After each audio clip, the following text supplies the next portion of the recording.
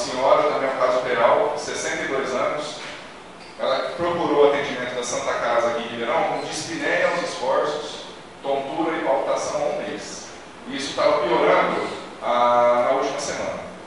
Chegou com essa queixa, além de que ela tinha parestesia em mãos e pés.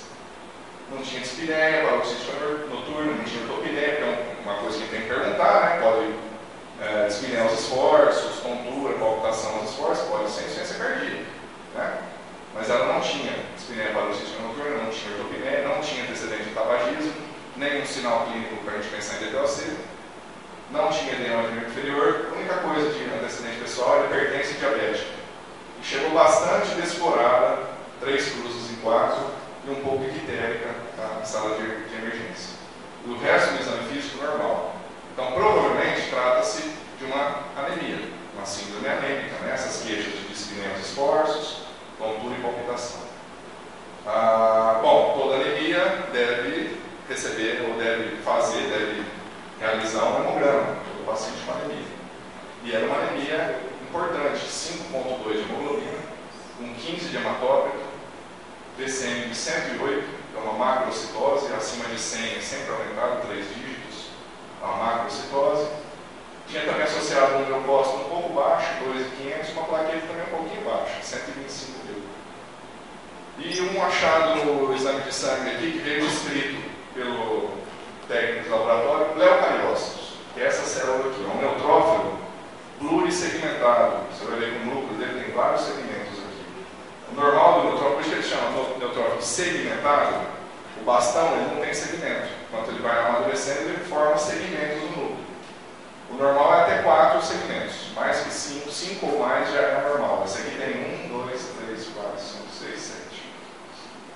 Isso não é patognomônico, mas é muito sugestivo de anemia megaloblástica. Se a gente juntar as coisas, TCM alto, parestesia em mãos e pés, que é muito comum por déficit de B12, mais leucariócito no sangue periférico, para dar o diagnóstico.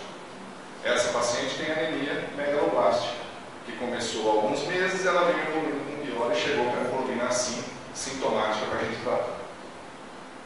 Como ela estava ictérica, a gente pediu uma bilirrubina também, que estava aumentada as forças de indireta, 1,6 de indireta aqui, que também é comum na anemia megaloblástica. Tá? Hipótese diagnóstica, então, não tem muita dúvida, não precisa nem de muito exame complementar aqui, claro que a dosagem de B12 é fundamental para a gente confirmar, mas você já está autorizado a começar o tratamento. Se você tiver leucariose, tiver um quadro clínico compatível, assim, macrocitose, anemia com VCN alto, tá? E a conduta, então, se a anemia megaloblástica, nós vamos começar a reposição do B12. Mas aí vem a pergunta: transfunda ou não transfunda essa paciente? 5,5 de hemoglobina. Transfunde, né? A maioria. Se eu fizer uma enquete, acho que todo mundo transfunde. Então, nós vamos ver. Bom, a anemia, então, é a redução do transporte de oxigênio por causa de hemoglobina baixa. Tá? Pouca hemoglobina que tem transporte de oxigênio. E aí nós vamos ter sintoma de falta de oxigênio nos tecidos. Palpitação, dispneia aos esforços, todos aqueles que a paciente teve, por exemplo. Mas a gente vai lembrar que a gente tem mecanismos compensatórios, principalmente o cardiovascular, que é o principal. Quando eu tenho baixa hemoglobina, eu tenho um caminhão para fazer o transporte diminuído de qualquer material de construção, o que o dono do depósito vai fazer? Aumenta o número de viagens. Tenho 2 só para transportar o que 10 deveriam, esses 2 vão trabalhar dobrado, vão fazer hora extra, vão mais vezes. Então, o que acontece? A primeira coisa, o sistema cardiovascular fala para o nosso organismo, ó, acelera aí, negão, taquicardia, primeira coisa. Segunda, para aumentar o débito cardíaco. Segunda coisa, para que eu vou levar oxigênio para a pontinha do meu dedo, sendo que eu preciso no cérebro, preciso no coração, no rim. Então, vasoconstricção periférica, vou poupar as áreas nobres, né? Tudo isso aqui acontece rapidamente. Por isso que o paciente fica pálido, é a vasoconstricção periférica, tá? Taquicardia, aumento do débito cardíaco, alargamento do diferencial de pressão arterial e vasoconstricção periférica. Isso aqui acontece rapidamente. E compensa, na maioria das vezes, uma anemia. Tem uma alteração na hemácia também, que é o aumento do G6PD, que é a glicose 6-fosfato desidrogenase, que diminui a afinidade dela pelo oxigênio, faz ela ficar mais um transportador melhor de oxigênio. aumento de eritropoetina, mas isso demora dias para acontecer. Então, como a gente comentou, tem um aumento da frequência cardíaca, do débito cardíaco, tem uma liberação aumentada de hormônios vasoativos, que causa a redistribuição do fluxo sanguíneo, principalmente por vasoconstricção periférica. E no tecido periférico a gente tem um aumento da taxa de extração de oxigênio também, e aumento no influxo de plasma para dentro de líquido, na verdade, para dentro do vaso sanguíneo, para tentar transportar mais oxigênio por diluição. Quando a gente está até 7 de hemoglobina, os mecanismos compensatórios dão conta. Então, até 7, o meu cardiovascular dá conta. Se essa anemia não for muito aguda, muito abrupta, deu tempo de eu ligar meu cardiovascular, dele se acomodar, fazer as alterações que precisa, aumentar os hormônios vasopressores aí, eu consigo que o paciente, na maioria das vezes, não tenha nem sintoma quase. Então, até 7, os mecanismos compensatórios estão bons, mas em 7 ele está no máximo. Se o paciente cai abaixo de 7 de hemoglobina, ele já começa a ter redução cognitiva. Então, o paciente tem menos que 7 de hemoglobina, ele já tem dificuldade de fazer conta, dificuldade de prestar atenção, sonolência, tá? E se cair abaixo de 5, já começa a ter prejuízo cognitivo grave, memória recente e tardia prejudicada principalmente. Menos que 5, alteração circulatória já, que a gente chama de cor anêmico. Aqui você não consegue, o coração não consegue, o sistema cardiovascular não consegue dar conta da demanda de mecanismo compensatório e já tem uma falência, você tem sintomas circulatórios. Tá? Lembrar também que no idoso, tudo isso é menos ativo, né? O sistema cardiovascular do idoso tem menos capacidade de fazer todas essas alterações. Então no idoso, não é 7, é 9 já que a gente começa a ter prejuízo dos mecanismos compensatórios, quer dizer, começa a ter sintoma de hipóxia nos tecidos. E é daqui que veio o 7. Ó. Por que acima de 7 todo mundo fala não transfunde, abaixo de 7 transfunde? Por causa disso aqui. Porque acima de 7 o cardiovascular dá conta. Abaixo já começa a ter sintoma de hipóxia. Mas, se a gente for dar uma olhadinha, não quero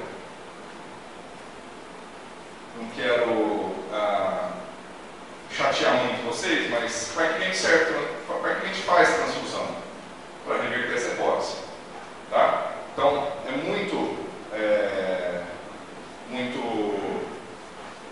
prático, na verdade, fácil a gente dizer que então eu vou transfundir para quem tiver sintoma de hipóxia, quer dizer, para quem tiver abaixo de 7, e no idoso abaixo de 9, correto? Parece ser o mais plausível, né? Mais ou menos. Se a gente for olhar a transfusão, e isso aqui é que eu não quero chatear muito, não quero que vocês se preocupem muito, mas só para exemplificar. Isso aqui é uma compilação de um monte de estudo aqui, ó, cada um descrito dos estudos, na área que foi a cirurgia cardíaca, terapia intensiva, cirurgia ortopédica, trauma, nas diversas situações, na oncologia, nas diversas situações diferentes, eles estudaram se transfundir ou não o paciente nesses níveis aqui, mantendo abaixo de 7 para pessoa normal, quer dizer, acima de 7 para pessoa normal, acima de 9 para idoso, é melhor para o paciente mesmo. Vamos ver se esse paciente vai se beneficiar. E aqui, ó, tem uma linha, todos os estudos que estão para a esquerda dessa linha, não teve piora clínica ou não teve pior prognóstico quando transfundido. Todos os estudos que estão para a direita, quando eu transfundi, ó, hemácias, ele piorou clinicamente, muitos deles com aumento de mortalidade. Vocês vão ver que todos, exceto esse e esse. Então, quando a gente junta tudo numa meta-análise, que é esse pontinho aqui, ó, a transfusão piora o prognóstico do paciente. Transfusão aumenta risco de infecção em até 80% e 70% de risco de óbito. Então, quer dizer, transfusão não é bom. Pegar de um e passar para o outro não é fisiológico. Tá? Tem um monte de alteração, principalmente imunológica, um monte de risco inerente à transfusão, de passar a infecção, reação transfusional, que piora o prognóstico do paciente. Então, quer dizer, não é para todo mundo que eu vou dar transfusão. Então, não deve ser para todo mundo que está abaixo de 7 que eu vou transfundir. Eu tenho que levar outras coisas em conta. Eu tenho que levar os riscos, porque a transfusão aumenta o risco de infecção e, principalmente, as reações transfusionais, que não são muito frequentes. Mas o benefício é reduzir a hipóxia daquele paciente. Então, sinto muito, mas eu não um númerozinho para vocês e falar que abaixo daquilo ou acima daquilo vocês vão transfundir ou não. Não existe gatilho transfusional. Essa história do 7 é mentira. Tá? 7 é ruim. Transfundir é ruim. Só transfunde quem precisa realmente. Então eu tenho que julgar quem precisa realmente. Eu tenho que individualizar a minha transfusão. Não tem um número mágico. Decidir se vai transfundir ou não é uma coisa tão fácil assim. Mas eu vou tentar ajudar vocês. O que a gente vai pesar para transfundir o paciente? Claro, o valor da hemoglobina do hematócrito é um guia. Usar o 7 para pessoa saudável e 9 para idoso ou com comorbidade é um guia. Tá? Mas eu tenho que considerar muitas outras coisas. Por exemplo, velocidade de instalação de anemia. Atendemos ontem, sexta-feira, um paciente com 9 de hemoglobina, mas com sangramento agudo, chocado. Esse paciente foi transfundido. Porque ele perdeu em horas, ou em poucos minutos, poucas horas, uma quantidade muito grande de hemácia. Não caiu tanto a hemoglobina, mas o paciente estava com anemia aguda. Então não dá tempo do cardiovascular compensar. Se isso aqui se instala em horas ou poucos dias, 1 a 2 dias, o seu cardiovascular não acompanha essa evolução. Então, nesse paciente, muito provavelmente você vai precisar transfundir. Considerar comorbidade, paciente coronariopata, cardiopata, pneumopata, esses pacientes eu tenho que pensar em transfundir um pouco mais. E principalmente, isso aqui é o mais importante, sintoma. Tá? O paciente tem sintoma, é sintoma leve, talvez se eu tratar a causa da anemia, vai se resolver isso em alguns dias ou semanas e eu não vou precisar transfundir o paciente. Mas se eu tiver sintomas graves, não dá tempo de eu esperar o tratamento da causa da anemia. E nesse paciente nosso aqui, o que a gente fez? A gente não transfundiu, mesmo com 5,5 de hemoglobina. Por quê? É uma anemia megaloblástica, tinha sintomas, mas era a maioria em esforço. Nós deixamos o paciente internada, em repouso no leito, começar uma reposição de B12, em 2 semanas a hemoglobina dela estava 7. Já sem sintomas, foi embora para casa, sem tomar transfusão. Então isso é muito importante, ó. O tanto de sintoma que o paciente tem, as comorbidades, essa paciente quase não tinha comorbidade, hipertensão e diabetes são comorbidades menores, e principalmente se a gente vai conseguir tratar essa anemia rápido ou não.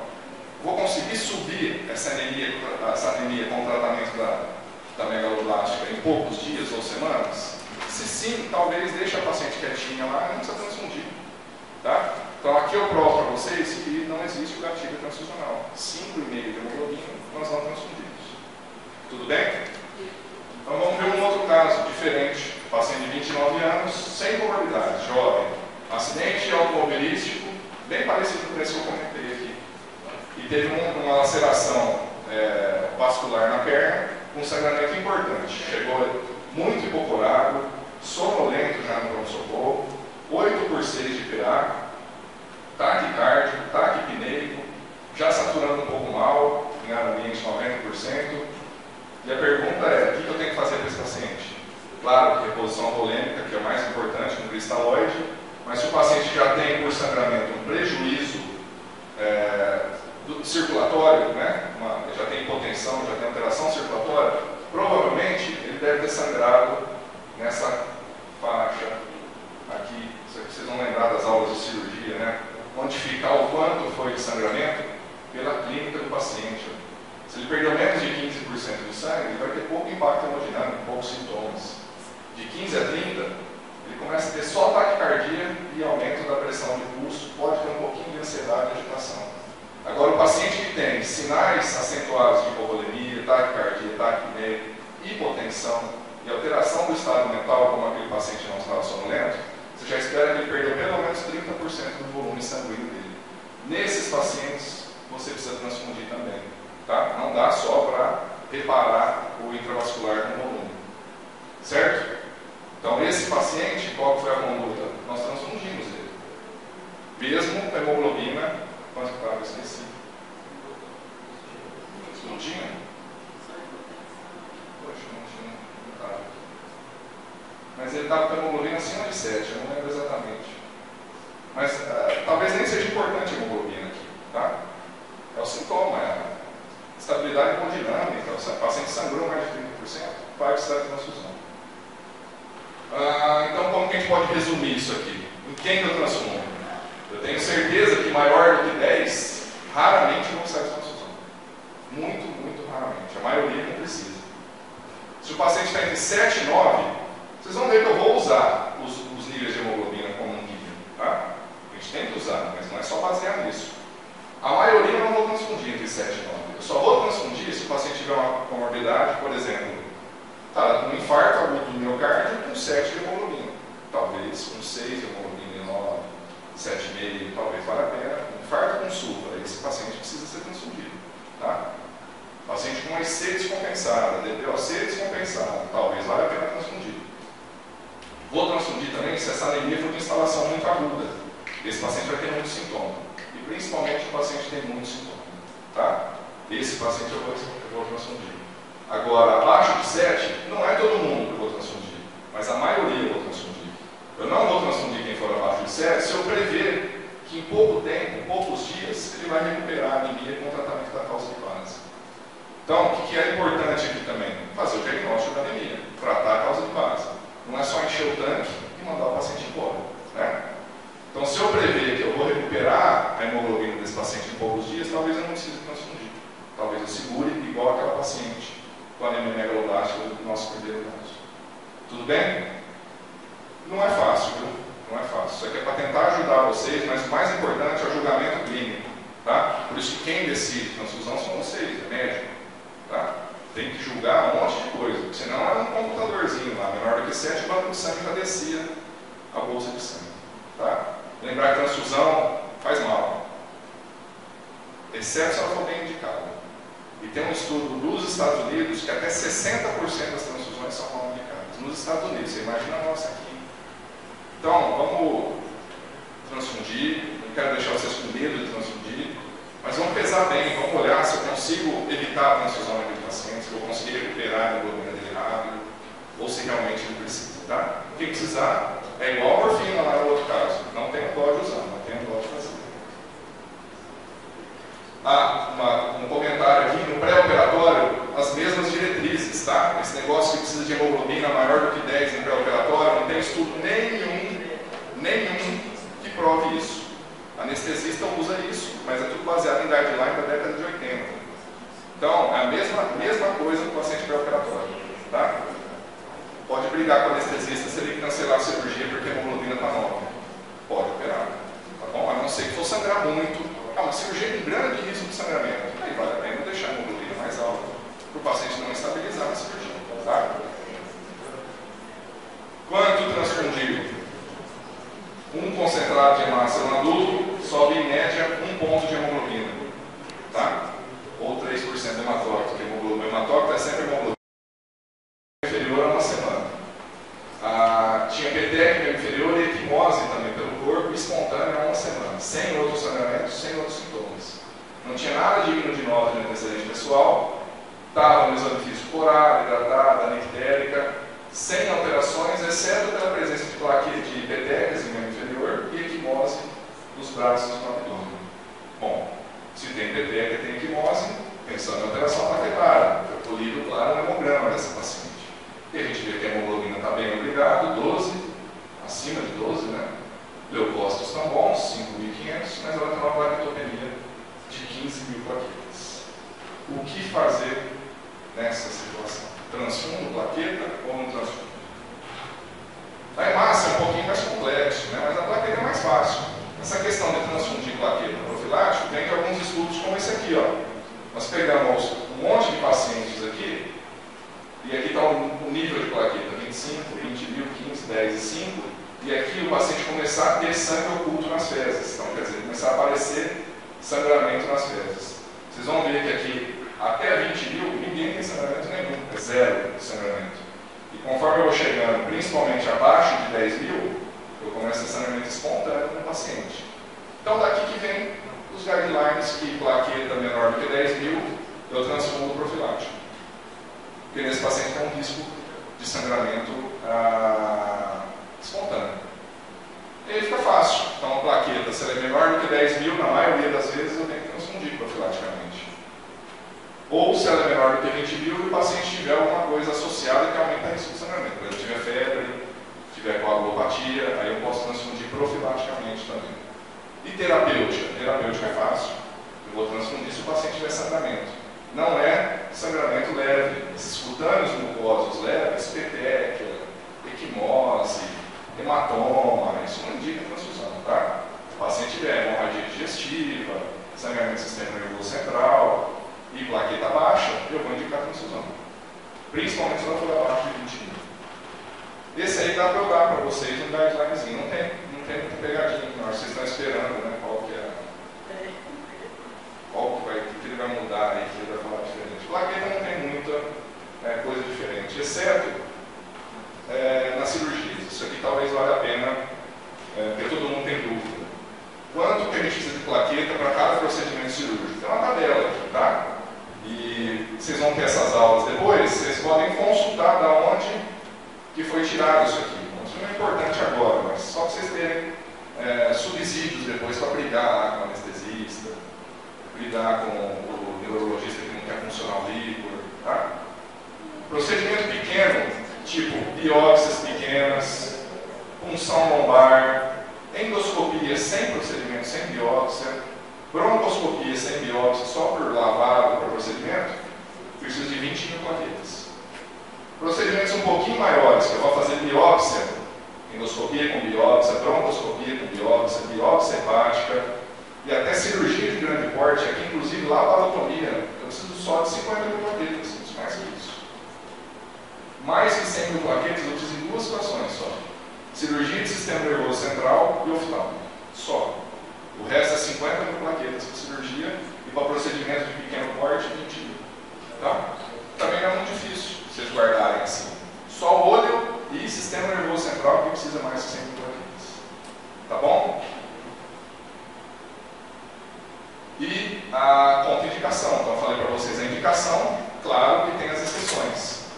Então tem algumas pessoas que não podem receber plaqueta. Quem são? Duas situações. Quem tiver trombocitopenia induzida por heparina, porque eu pioro o prognóstico do paciente, ele vai ter trombose e aumenta o risco de óbito se eu transfundir.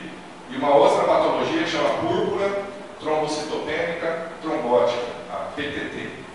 Essa é proibido transfusão de plaqueta, porque mata o paciente também. Então, aquele negócio dos 10 mil, claro que tinha alguma coisa, né? Não é tão simples assim. 10 mil se eu tiver certeza que não é uma PTT, e se eu tiver certeza que não é uma trombocitopenia induzida por heparina. O que é importante, então? Como na anemia, eu fazer o diagnóstico dessa plaquetopenia, não é também encher o tanque e mandar embora. E tem algumas outras situações, mas contraindicação é só essas duas, tá? Tem outras situações que eu devo evitar a transfusão, eu só vou fazer se tiver indicação de procedimento invasivo. Por exemplo, PTI, que é a púrpura trombocitopênica imune, a causa mais comum de plaquetopenia no mundo, em criança e em adulto. Normalmente, aquela paciente, o diagnóstico dela é PTI. Tá? Claro, ela está com 15 mil plaquetas, com sangramento leve, a gente não precisaria transfundir. Mas se ela tivesse com 10 mil plaquetas, a gente só ia transfundir se fosse fazer procedimento invasivo. PTI, por quê? Porque a imune vai consumir a plaqueta que eu transfundi. Tá? Ela dura muito pouco tempo, não vale a pena ficar transfundindo. Hiperestrenismo, paciente cirrótico com plaquetopenia, normalmente é por hiperestrenismo. Eu transfundo a plaqueta, daí 4 horas não tem mais plaqueta. Não adianta eu ficar passando plaqueta de 4 em 4 horas. Então eu só vou transfundir se o paciente for fazer procedimento ou se tiver com sangramento. Tá? Leptospirose, dengue hemorrágica, a mesma coisa. Plaqueta na dengue, eu transfundo, ela cai. Então só vou fazer se eu precisar passar um acesso central, se eu tiver sangramento grave, aí sim eu preciso deixar a plaqueta alta. Senão, a gente pega, vocês pegam, vocês sabem disso, paciente com 10 mil, 5 mil plaquetas na dengue e não transfundem. Tá? Mesmo profilático, só vou fazer profilático se for fazer procedimento invasivo. E quanto eu transfundo? Uma unidade para cada 10 quilos do adulto. E na criança, 10 ml por quilo. Então, a pessoa pesa 70 quilos, 7 bolsas de plaqueta. Ou aférese, uma bolsa de aférese. Porque numa bolsa de aférese tem a quantidade de 5 ou 6 bolsas de plaqueta randômica, né, colhidas de doadores diferentes. Tá bom? Plaqueta é isso. Não tem muito. Isso aqui é a aférese, é uma máquina que pega o sangue aqui, centrifuga, separa as plaquetas e devolve o resto do sangue.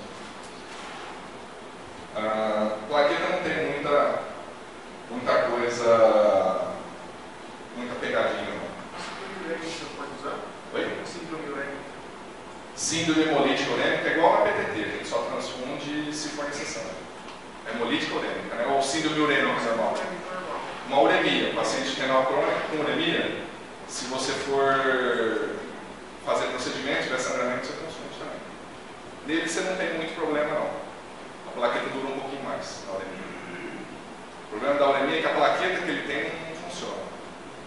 E às vezes você precisa transfundir. Você vai fazer um procedimento, você precisa transfundir. O último caso clínico para a gente terminar. Paciente de 62 anos, aposentado, com hematênese a 1 hora. Queixando de dor abdominal e hematênese a 1 hora, sem outras queixas. De antecedente ele tinha uma FA, fibrilação atrial em anticoagulação, com Marevan, e era hipertenso.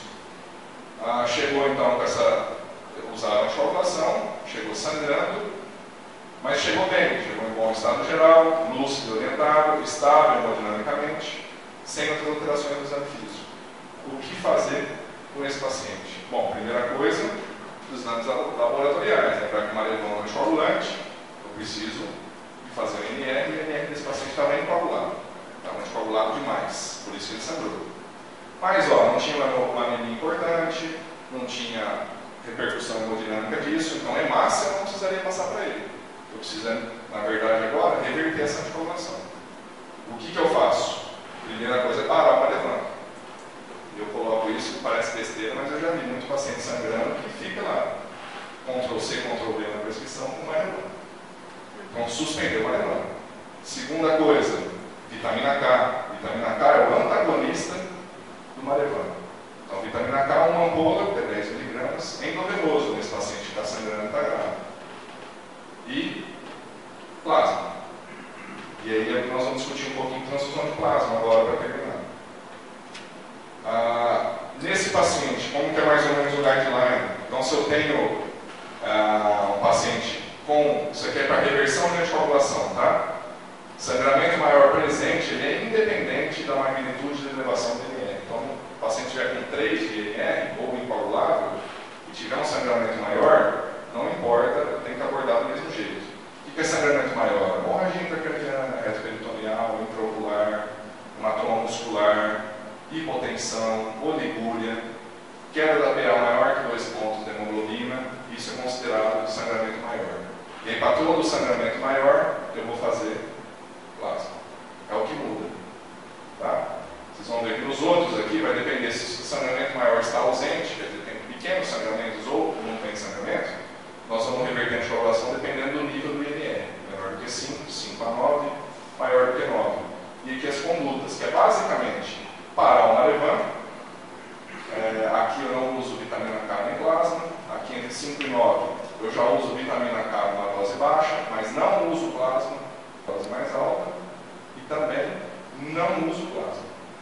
Então, se o paciente não tem sangramento grave, não tem um sangramento importante, com repercussão, eu vou só parar o Marevan e fazer vitamina K. Se o sangramento for importante, se o sangramento for considerado maior, aí eu vou fazer o plasma fresco congelado. Tá? O que tem no plasma? Basicamente, a albumina, que é uma concentração pequena para a gente repor a albumina, então não é indicação de reposição de albumina eu passar plasma. E tem fator de coagulação. É para isso que eu passo plasma. Plasma, hoje em dia, só tem uma indicação: repor fator de coagulação em alguma situação. Tá? A dose de ataque é sempre 10 a 20 ml por quilo. E aí eu posso deixar uma dose de manutenção, vou botar aqui, que é metade disso, 5 ml por quilo de 6 em 6. O plasma ele é congelado, então antes de transfundir ele tem que ser descongelado em banho-maria. Dura 8 horas depois que eu descongelei, não posso congelar de novo. E não precisa ter prova de compatibilidade entre doador e receptor. Isso aqui é para componentes com hemácia, tá? Plasma não é necessário. Então não precisa ter compatibilidade RH e nem prova de compatibilidade entre doador e receptor. A única coisa é compatibilidade ABO do plasma, tá? Indicações de transfusão então, de plasma é deficiência congênita ou adquirida de fatores de coagulação. Quando eu sei que tem deficiência de fator de coagulação, quando o coagulograma está alterado